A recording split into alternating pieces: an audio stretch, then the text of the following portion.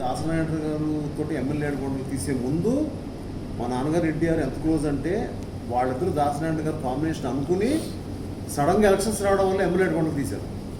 అక్కడ మిస్ అయ్యారు. నేను చాలా సంతోషించాను. తర్వాత ఆయనతో లేదని చాలా బాధపడ్డాను కూడా.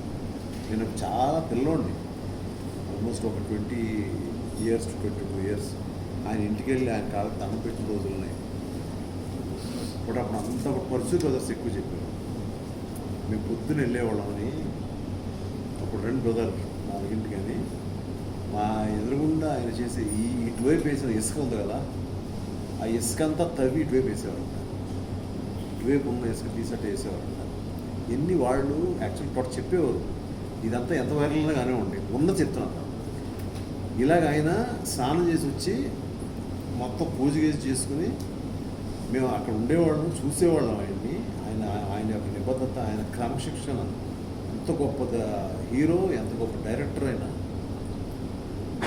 ఆయన మాట్లాడే ప్రతి మాట వైరలే. ఇప్పుడైతే కాదు కానీ అప్పుడైతే ఉండుంటే సోషల్ మీడియా ప్రతి మాట వైరలే. ఆయన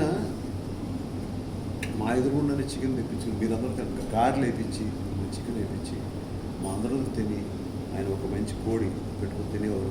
అందుకని నాకు గుర్తు, ప్రతి పేపర్లో వచ్చింది నాకు గుర్తు. సో చాలా గొప్ప వ్యక్తి ఆయన. అటువంటి ఒక గొప్ప మనిషిలాగా ఈ సినిమా ప్రవర్తించి ఆయన ఇమిటేట్ చేసి కాదు, అలా ఉండి ఆయన he didn't have a drink. నేను ఆపేశాను. నేను దేవి సినిమా కాక మళ్ళీ సినిమా, అప్పుడు నాన్ వెజ్ తినలేదు, ఇప్పుడు నాన్ వెజ్. అందుకని ఆయనలాగా నేను చికెన్ తినలేదు కానీ అనే మాట రావాల్సి వచ్చింది. అది నాకు ఎన్టీఆర్ గారి మీద ఉన్న అమితమైన అభిమానంతో ఆ మాట. ఆయన ఆత్మ నన్ను ట్రోల్ చేయదు రాసుకోండి. అది చాలు నాకు. ఇంకెవరు ట్రోల్ చేసి నాకు